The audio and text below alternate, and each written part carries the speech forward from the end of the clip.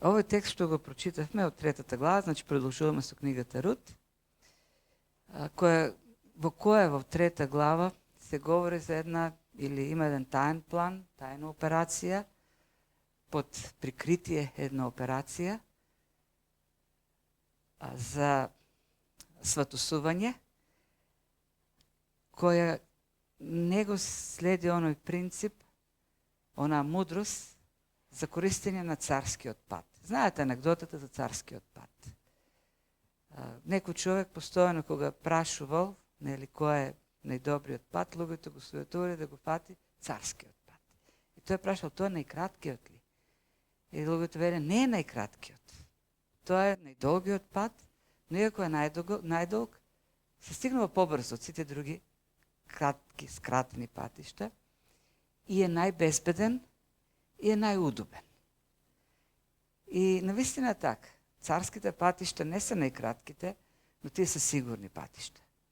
И обично се стигнува побрзо, кога се тргнува по царскиот пат. Многу пати, сакајќи да се спасиме од напори во животот, од трошење на енергија, време, користиме кратки патишта. Не само за да стигнеме до некој место, туку и да оствариме цели во животот. И обично таквите кратки патишта се покажуваат како еден глупав избор. Не мудар, толку мудар избор. И ова што го прави Ноемина е еден вид користење на краток пат, кој ќе ги доведе Воз и Рут во една ситуација да бидат компрометирани. Личности кои досега видовме покажуваат еден побожен карактер, но по Божјата благодат Рут и Воз не дозволуваат во таа ситуација нивниот карактер христијански, нивните морални вредности да бидат погазени, повредени. Иако Ноемина ги ја води Рут и Воз по тој краток пат, сепак тие ги зачувуваат библиските Божите вредности, ги избираат Божите вредности. Сега, во некои коментари ова постапка или ова намера, овој совет на Ноемина или планот на Ноемина, се обидуваат некои коментари да го некако санктифицираат, да го представат како план кој не содржи ништо неморално. Ќе кажеме нешто понатаму кога ќе стигнеме, нели, до тој момент во главата. И да ние ги следиме, ја следиме херменевтиката, принципите на изучување на еден текст, на толкување на текст. И според тие принципи,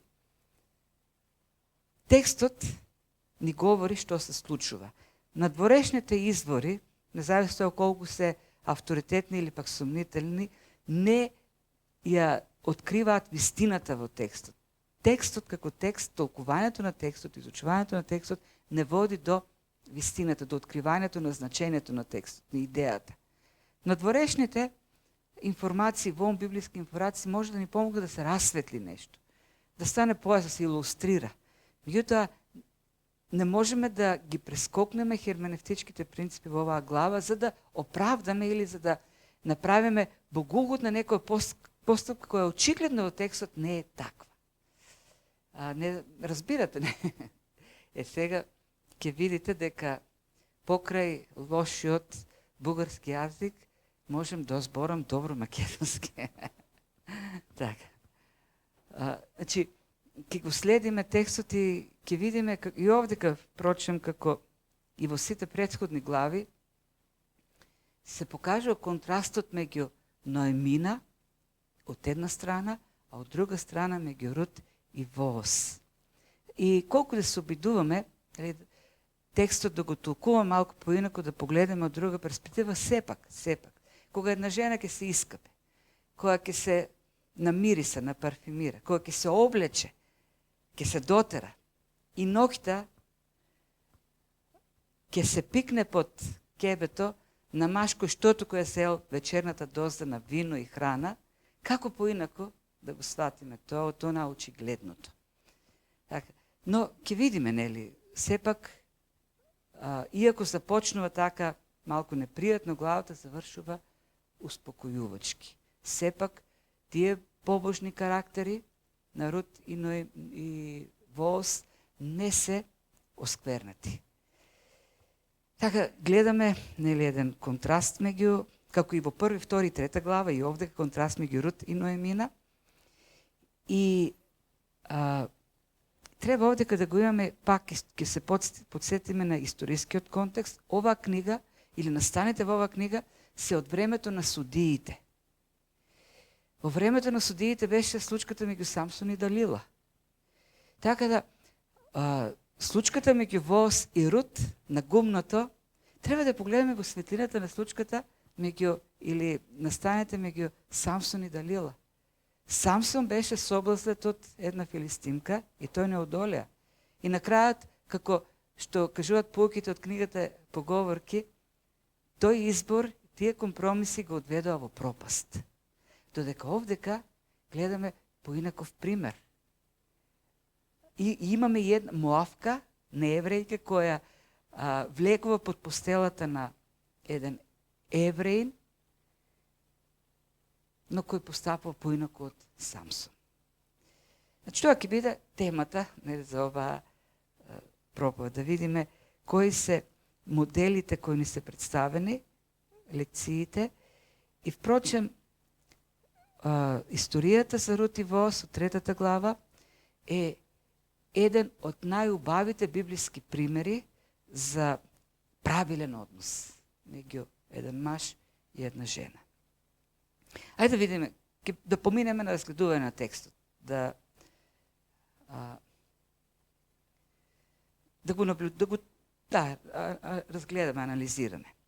Значи, целата таа епизода од 3 глава почнува со сцената, како и во претходната глава, почнува со Ноемина на почетокот и завршува пак главата со Ноемина, разговор меѓу Ноемина и Рут. На почетокот Ноемина ја представува таа тајна операција под прикритие, таа како да се смета, кога го изнесува планот, како да се смета како свекарва за дека има право да биде нејзина сватовница. Сватовница е збор, не што ги спојува луѓето. Сватовница. И таа и вели на Рут, керко моја, ајде да ти побарам, но тој не е добар превод. Еден добар превод би требало да гласи: керко моја, зар не е моја работа, тоа зар не треба јас да ти побарам сигурно место за да ти биде добро.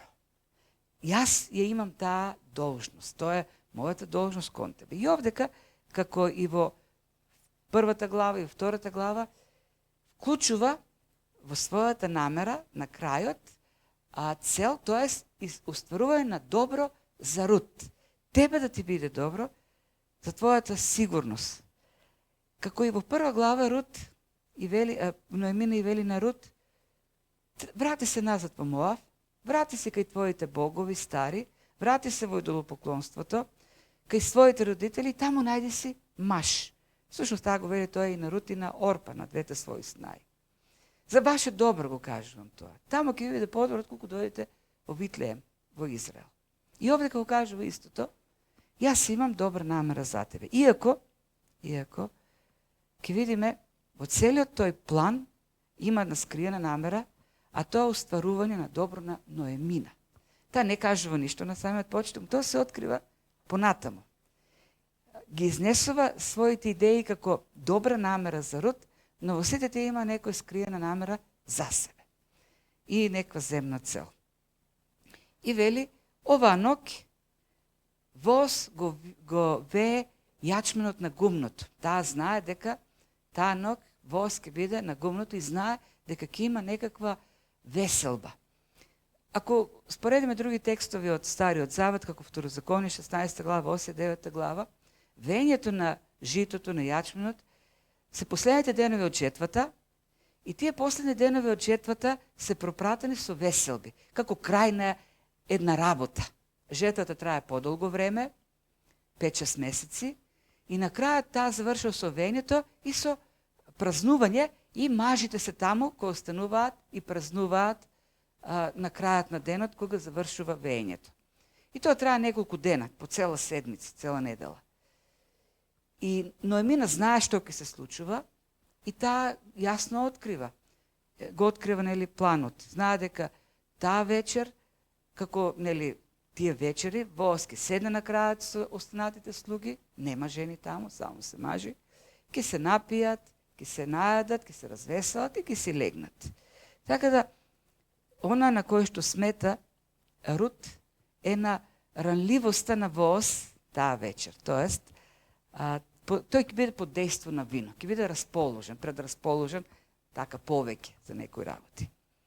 Планот е едноставен, вели на Рут, сега ќе се избањаш, ќе се дотераш, ќе се намирисаш и вечерта, кога ќе си легне Воос, развеселен од виното, од едењето, ќе легнеш покрај неговите нозе и тој ќе ти каже што треба да правиш понатаму.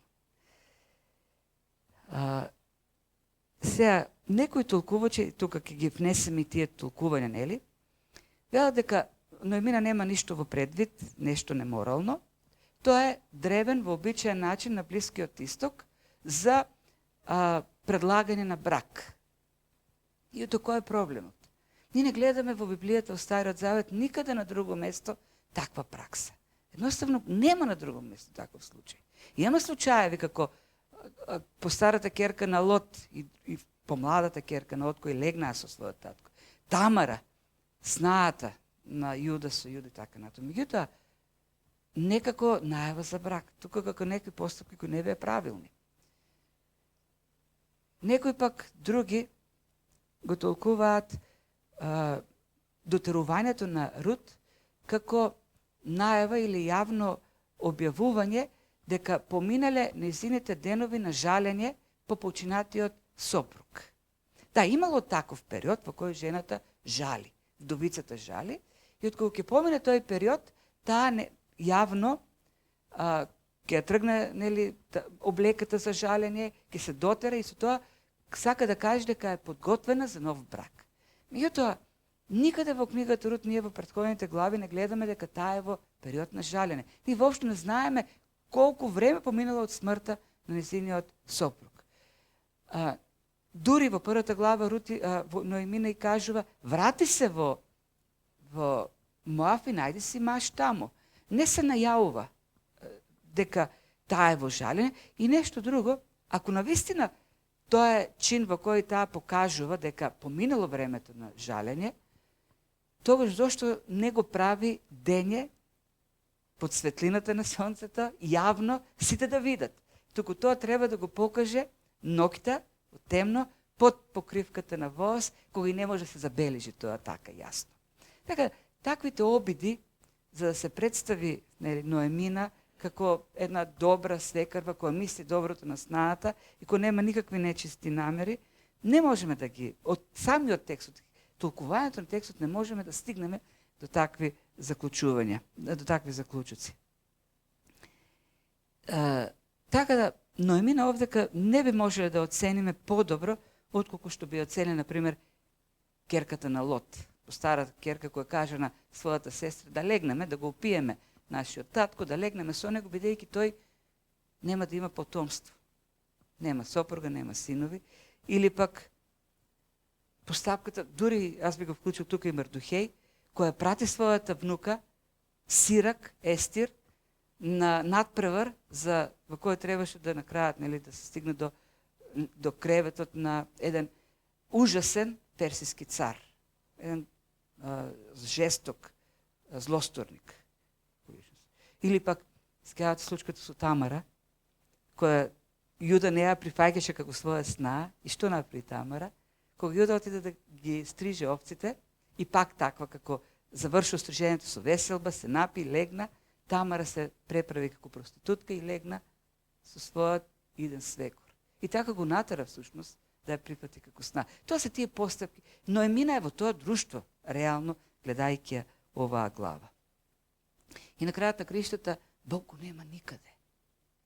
Како во молитва или благослов и така натаму. Советите на Рут би помогнале доколку работи во некоја рекламна агенција, спрема Рут за манекенка или рекламно лице. Меѓутоа, не е библиска постапката. въобще не е библиска. Цялата неизина идея е некако да го обвързе воз, да го притесне воз таа вечер, со незиниот план, и той да го извърши она што би трябвало да го извърши според незината намера, да стане сопруг на Рут, меѓутоа да оствари еден друг план, а тоа е воз да биде спасител на незиното семејство, на незиниот имот, на имотот на покојниот сопруг Елимелех, тоест да биде спасител на родот на Елимелех. Тоа се гледа во позадина многу јасно кога стигаме до крајот на ова 3 глава и 4 глава. Така да, планот на Ноемина не е само барење на доброто за Рут, туку и остварување на својот план, во кој таа ги доведува во опасност, сериозно да ги компрометира Воз и Рут. Едни до тој момент представени во книгата како побожни личности, како личности кои се верни на Бог, на заветот со Бог, на Божјото Слово. И интересно е дека и во 2 глава, и во 1 глава, и овдека, Ноемина воопшто не спомнува својата вистинска намера, тоест на почетокот воопшто не го спомнува моментот на спасување на незиниот имот, тоест неизино спасение, како вдовица во целиот тој план. Така што, оно што можеме да го кажеме за Ноемина е она што е карактерно за периодот на судиите, и така завршува книгата Судии, секој си го правеше она што изгледаше право во неговите очи. Ноемина овдека, многу јасно, си го прави она што таа мисли дека е правилно да го прави. Не она што Бог би сметал дека е правилно. И така, тоа е првата сцена во оваа глава, тоа е планот на Ноемина. Незината вистинска намера и како таа намера да се изврши. Меѓутоа, она што гледам во продолжение е дека планот на Ноемина не се остварува како што таа, на начинот на кој што таа сака. Се остварува планот, идејата, целта, но не на начинот на кој што Ноемина тоа го мисли, го има како намера. Така, отиде, пишува Рут на гумното, и направи се она како што и порача свекрвата нејзина. И овдека изборот на авторот на зборовите е интересен, иако преводот не е баш најдобар. Направи се она како што и порача, пишува нашиот превод. Вистинскиот превод би бил како што и заповеда Ноемина. Така да, она што е кажано во првиот дел не е некоја идеја, совет, е заповед. Како заповед е дадено од Ноемина. Како свекрва која заповеда на својата снаа. И самиот збор овдека е буквално заповед на еврејски. И пишу дека Рут направи се како што и каже. Да, направи се како што и каже. Но не целосно, тоест ја послуша, се покори на авторитетот на својата свекрва, но во онаа мера во која не требаше да направи, не направи компромис со својата побожност. Зашто, впрочем, нештата не се развијат онака како што планираше Ноемина. Таа се иска, се дотера, се намириса, се помаза, отиде, легна и Воз се праша ноќта на полнок, која си и што рече Ноемина. Ноемина не му рече на Воз како што Рут кажа, прави оно што тој ќе ти каже. Рут не рече, ај сега кажи ми што да правам на Воз. Не, Рут му рече на Воз што тој да прави. И тука е разликата. Според планот на Ноемина, Рут ке требаше да го праша на Воз, Воз сега каже што треба да правам. Не, Рут вели, јас ке ти кажам. Рече, јас сум Рута, твојата робинка. Расшири го крилото од својата наметка над својата робинка, зашто си ми близок роднина. Пепе, горе ќе одиш, нели? Ајде, оди. Многу убав избор на зборови од страна на Рут. Една намера која многу јасно ја кажува и Воз ја разбира намерата и ја почитува. И затоа уште повеќе ја цени Рут. Што вели прво? Зборот робинка не е истиот збор како во 2 глава. Во 2 глава, кога Воз покажа голема милост кон Рут, Рут зачудено, запрепастено, падна пред него и рече, со што сум заслужила таква милост. Јас сум една ништожна слугинка, Моавка. Овдека зборот за робинка не е правилно робинка, било слугинка, тоест во социјалната скала таа сега издигната. Ако во втората глава употребува за себе збор кој значи најниско во општеството, сега таа се представува како некој кој е во очите на луѓето, во општеството веќе издигната. Луѓето гледаат на неа со почит, тоест може да биде кандидат за сопруга. Тоа е првото нешто што го кажува овдека Рут. Второто нешто кој го кажува, со кој се обраќа на кон Воос е близок роднина, или ако сакаме правилно да го преведеме, роднина спасител. Зборот е еврејскиот збор гал, што значи оној роднина кој во деверскиот или леверитскиот брак ќе треба да ја спаси вдовицата и родот на вдовицата. Тоа е всушност зборот овдека. Спасител. Не обичен роднина, туку искупител роднина. И сега, од кај доаѓа оваа идеја на Рут? И зборовите со кои се обраќа, од кај доаѓаат? Прави таа многу блиска врска меѓу она што го кажа Воос во 2 глава и тоа што сега Рут го кажува овдека во 3 глава. Во 2 глава Воос си рече: биди благословена, бидејќи ти побара за солниште под крилјата на Јахве. И овдека сега и Рут вели: ти побара, ти ме благослови со тоа да добиам заштита под крилата на Јахве.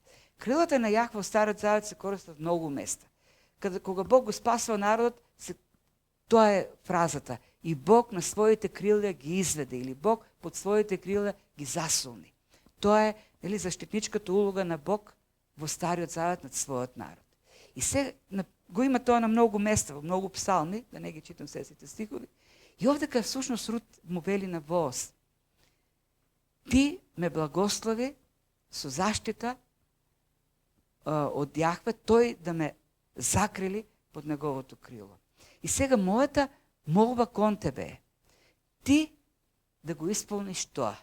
Ти расшири го, ти сврши улогата на Бог. Ти биде тој кој ќе ме засолниш, мене, но не толку мене, родот. Ти биде спасителот на семејството, ти стави не под твоите крила. Со тоа Рут му дава една многу благородна задача, тоест голема чест покажува кон Воос едно такво барање. Зошто функцијата на роднина спасител е благородна функција, голема чест, голема служба во Стариот Завет. И овдека Рут всушност сака да каже: ти извршија Божјата работа. Ти биди Божиот лик овдека во засолнувањето. Го поистоветува со Божјата заштитата што тој ќе ја покаже, ја поистоветува со Божјата заштита што ја покажува над народот. И ова го разбира Воос многу добро. И кажува: благословена да си од Господ, ќерко. Овој твој чин на милосрдие, значи, тој чин, овој всушност вели благороден чин е подобар од првиот. Тоест, од тоа што досега го правиш, ти беше заштитничка на Ноемина, ти побара заштита, ти склучи завет со Јахве, а сега ова што го правиш е уште поблагородно. Воос очигледно овдека ја препознава намерата, благородната намера на Рут. Рут не бара пред се брак овдека. Рут бара брак кој ќе исполни на повисока цел, а тоа е спасението на родот на Елимелех. И тоа го препознава Воос овдека. Бракот како брак не е само цел, туку бракот како средство кој ќе изврши таа голема искупителна улога од страна на Воос. Затоа вели и од друга страна, тој се обраќа со неа на крајот со честна жена, Ишах Чаил, минатиот пат го разгледавме тој збор, во книгата Поговорки тој збор се преведе како добродетелна жена. Секаде каде што пишува добродетелна жена е тој збор, Ишах Чаил. И всушност тој збор или таа титула е највисоката која може да се упати кон некоја жена во тоа време. Највисоката чест која може да се укаже на една жена е да се нарече Ишах, некој да ја нарече Ишах Чаил. Добродетелна жена, честна жена, вредна жена, побожна жена, сето грижлива жена, жена која отвара раката за бедниот. Сето тоа е вклучено во Вредна значи работлива. Да, и така. На бугарски вредна е лоша. Не, добра жена. Сето тоа е вклучено во фразата честна жена. Кај да одиме во градот? Пред кој порта вели воз да заставам? Сите ќе потврдат дека ти си добродетелна жена. Ти си Ишах Чайл. Сите гледаат, високо те оценуваат. И многу јасно овдека воз ја открива вистинската намера, дека таа не е никаква телесна. Кај Рут нема никаква телесна намера кон воз. Тој вели, ти, ако имаш некакви телесни желби, ти ќе отидеш кај млад маж, без разлика дали е богат или беден, немаш да гледаш. Ти ќе си бараше млад маж. Бидејќи твојот интерес не е телесен интерес, туку ти гледаш спасение на родот на Елимелех, ти дојде кај мене. Бидејќи твојот приоритет не е телесен, туку твојот приоритет е Божиот, оно што Бог сака да се направи.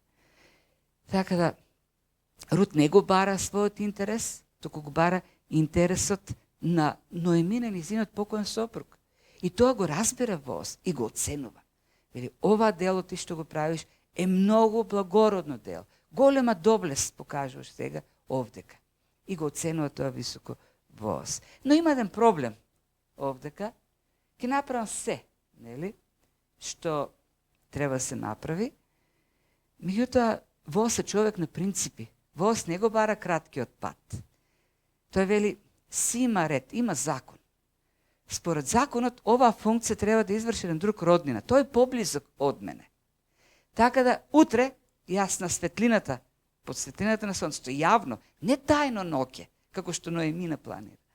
Јавно пред сите, пред градската порта, пред градските старешни, пред сите авторитетни луѓе во Витлеем, ќе го поставам тоа прашање, ќе го дадам предимството на оној кој што има предимство роднината.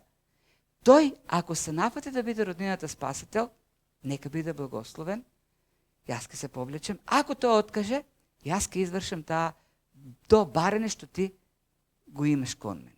Јас ќе бидам роднината спасител. Гледате колку принципиелно тоа го прави воз. Целата намера продолжа да се извршува за роднина спасител, меѓутоа направи шини веќе. Не во темнината, туку во светлината на денот.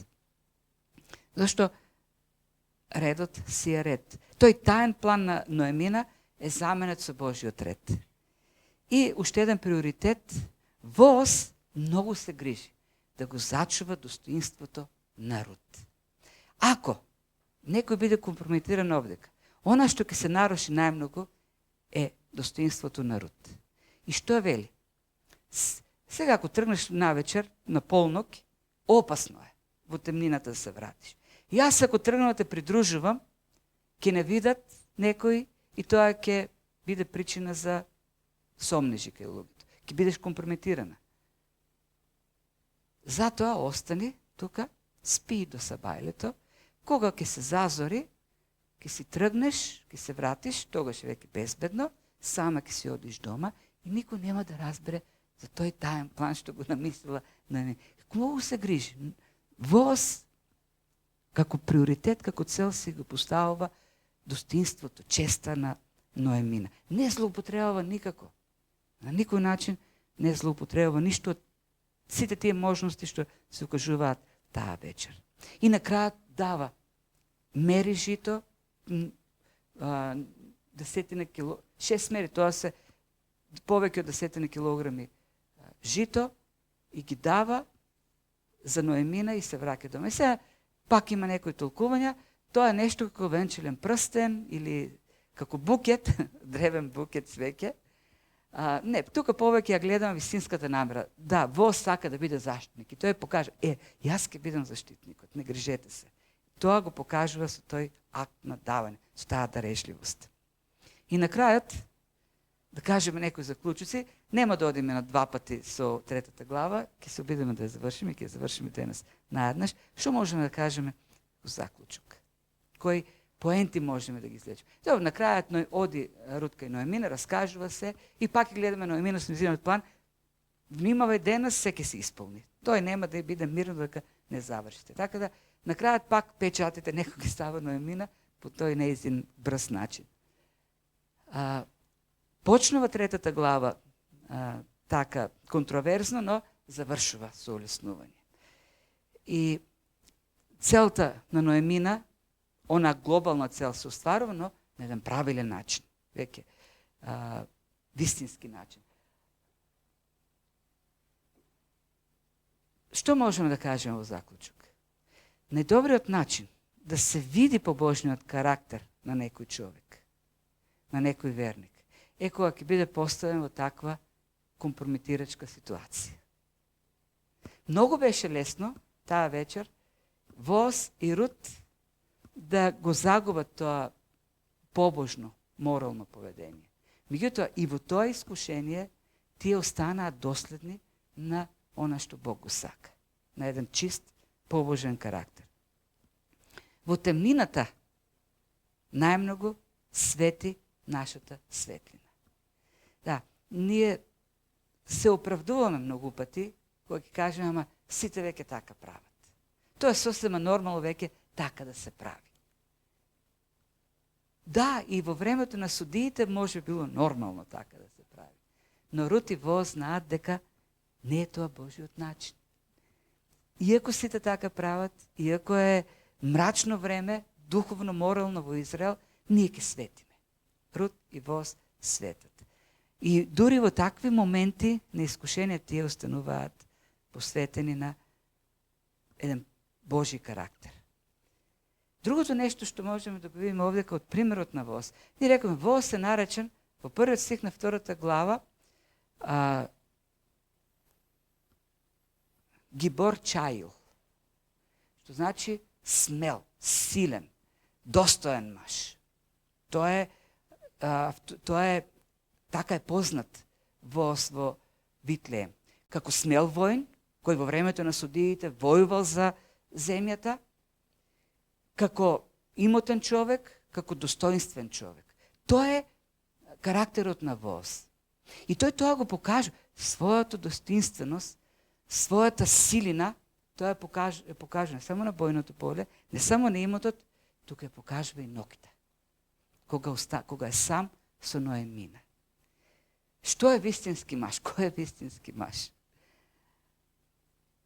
Воз покажа дека вистинскиот маж е оној кој нема да се восползува од некоја ситуација, туку неговиот приоритет ќе биде да го заштити достоинството на жената. Тоа го прави Воз овдека. И сега во нашата култура е вообичаено прифатено е мажот да биде оној кој основната намера е да ја доведе жената до креветот, а жената треба така да кочи, да се држи настрана.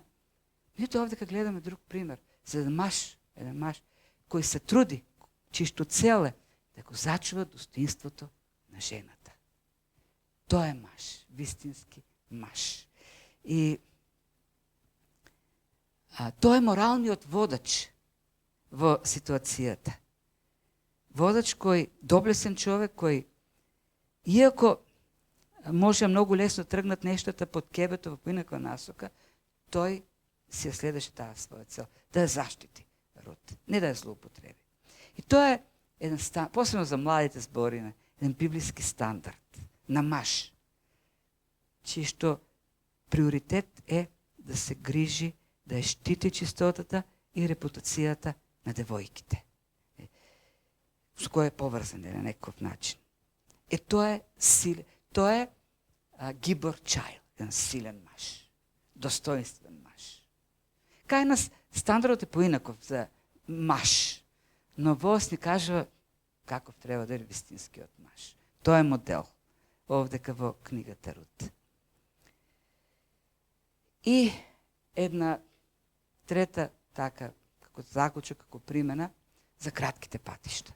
Кратката патека која Ноемина ја измисли овдека, така наведувајќи ги во искушение Рут и Воз, да ја забрза работите да го оствари својот план. Кратките патишта во животот обично не се Божите патишта. Да, тоа се патишта кои можеби ќе не поштедат од време, трошење на енергија, тешка работа, Но обично кратките патишта не вклучуваат вера во Бог. Кратките патишта се алтернатива за решавање на нешта, стигање до цели на лесен начин. Кратките патишта се лесниот начин во животот. Но обично е спротивен, краткиот начин е спротивен на Божиот начин. Аврам и Сара, тие тргнаа по краток пар. Кога Сара рече, еве ти Агара, ништо не бива од Бог, остаревме, ти стана 100 години, јас сум 90 години, еве ти Агара. Тоа беше краткиот пат. Или Лот, или Тамара, или Саул. Кажете, Саул требаше да чека да дојде само да принесе жртва. Меѓутоа, не можеше да чека и принесе жртва. И тоа го кошташе животот, царството. Многу такви кратки патишта бараме, дури во духовниот живот. Во харизматски кругови има искуства духовни, во кои знаеш скокаш 10 скарила духовни, станеш супер духовен. Нема краток пакт во духовноста за духовност, во духовниот живот. Бара секојдневна борба со гревот, секојдневно општење со Бог, секојдневен живот на вера. Тоа е начин. Нема краток пат за подготовка на проповед.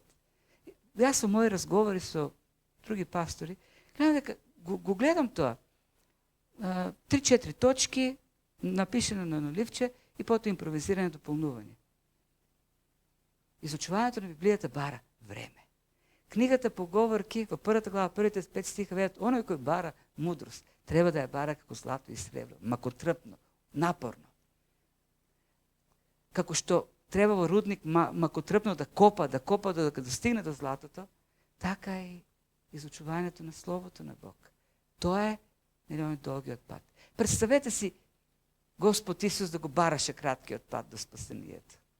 Па кога беше во пустињата, 40 дена во човечко тело, како богочовек, во човечка природа, дојде да го искуша во таа човечка природа сатаната, гладен. И му нудеше алтернативи. Алтернативи кои требаше да го прескокнат крстот. Скокни, поклони ми се, ги имаш тите царства, ги имаш славата. Христос одговараше со Словото. Бидејќи тоа беше тој долг, макотрпа, тежок пат, беше несенот пат за нашето спасение. Знаете, кога бараме кратки патишта, ја губиме славата на Божјото дејство. Ја губиме она наслада да видиме како Бог работи, како Бог дејства во нашиот живот.